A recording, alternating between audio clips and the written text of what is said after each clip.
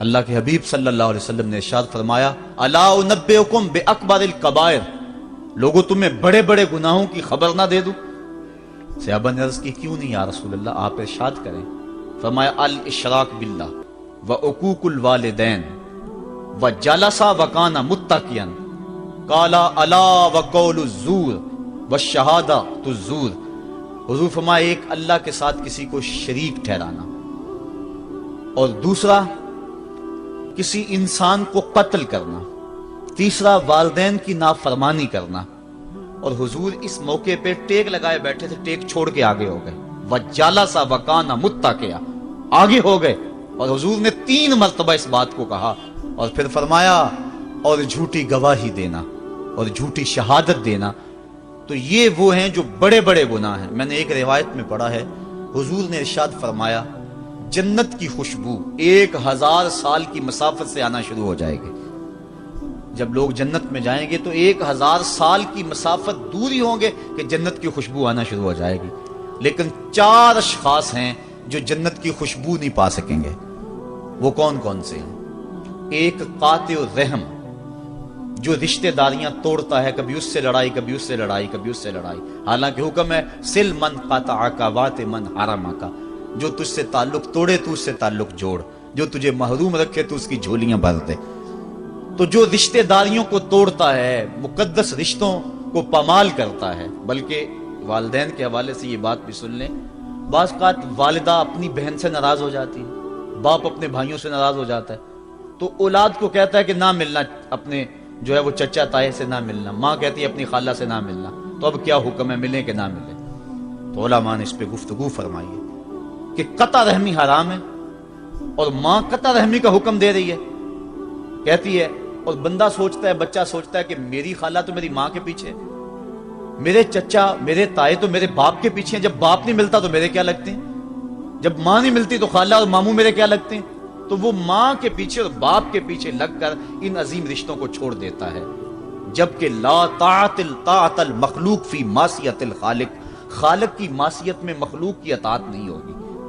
تو جو یہ چیزیں ہیں قطع رحمی نہیں کی جائے گی۔ علماء نے یہاں طریقہ یہ بیان کیا ہے کہ والدین سے چوری ملے تاکہ ان کا بھی دل نہ دکھے لیکن ان سے تعلق نہ توڑے، چونکہ قطع رحمی کے زمرے میں نہ آئے۔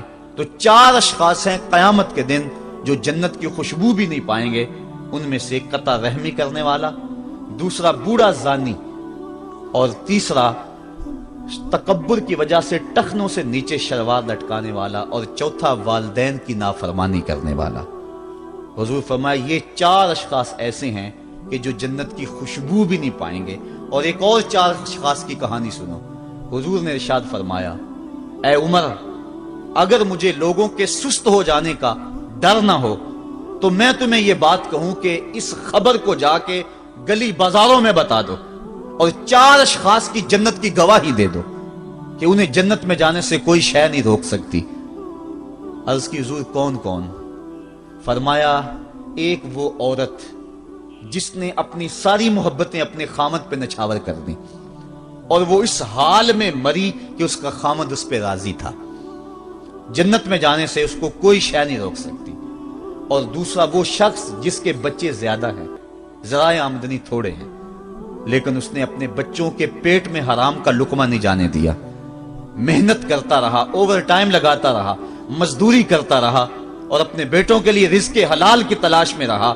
وہ بوڑھی کمر پہ بوریاں اٹھا اٹھا کے کام کرتا تھا اور اپنی کثیر اولاد کی پرورش کے لیے اس نے محنتیں بلی کی اور ان کو حرام کا لقمہ نہیں کھلایا۔ فرمایا قیامت کے دن اس کو بھی جنت میں جانے سے کوئی شے رکاوٹ نہیں پیدا کر سکتی۔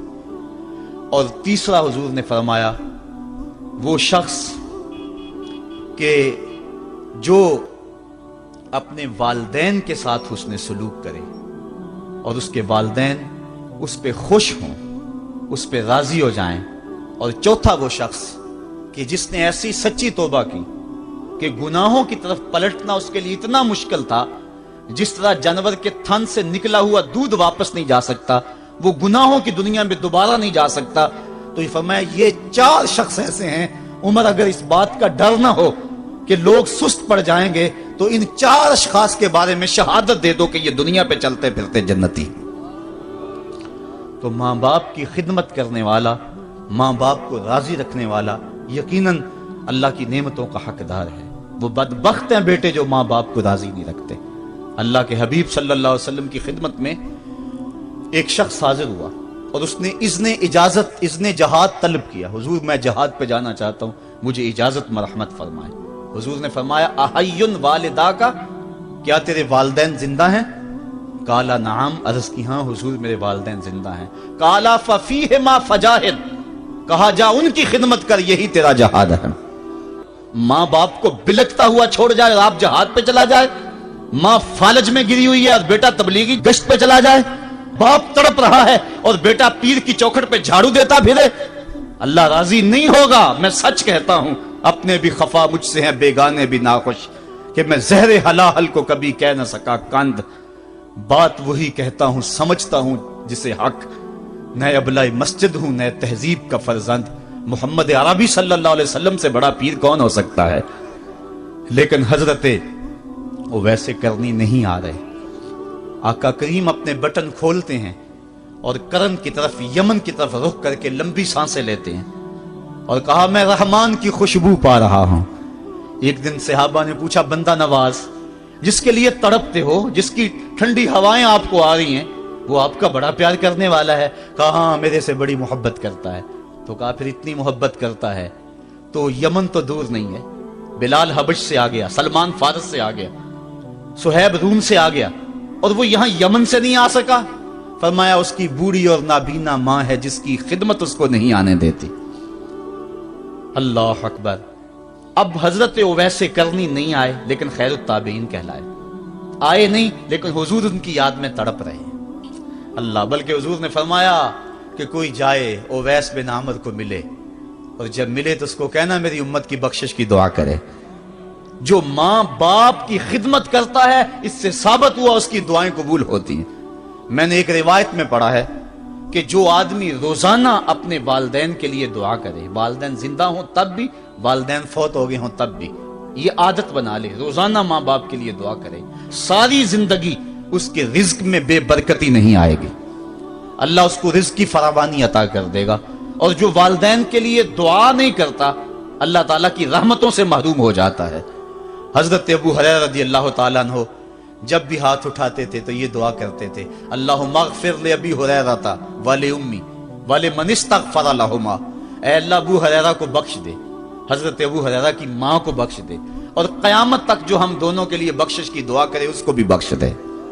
حضرت امام محمد بن سیرین ایک بزرگ ہوئے تابعی، جب بھی دعا کرتے تھے یہ دعا ضرور کرتے تھے، اے اللہ ابو ہریرہ کی بخشش کر دے۔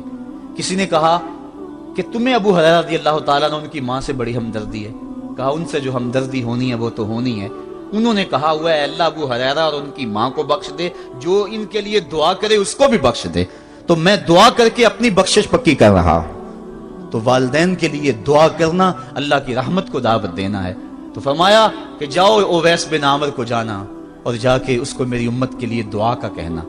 حضرت سیدنا عمر فاروق حضرت علی المرتضیٰ گئے، جا کے ڈھونڈا، تلاش کیا، اویس بن عامر ملے، حضور کا سلام کہا، بس پھوٹ پھوٹ کے رونے لگے۔ کہا بتاؤ میرے رسول کے لبوں پہ میرا نام کیسے آیا تھا؟ حضور میرا جب تذکرہ کرتے تھے کیسے کرتے تھے؟ یہ درد دیکھا تو بولے کہ کیا آپ اتنی محبت رکھتے ہیں تو پھر ملنے کیوں نہیں آئے حضور کو؟ اتنا جو پیار رکھتے ہیں تو زیارت کرنے کیوں نہیں آئے؟ تو حضرت اویس کرنی نے بات کے رخ کو بدلا، کہا تم نے میرے رسول کو دیکھا؟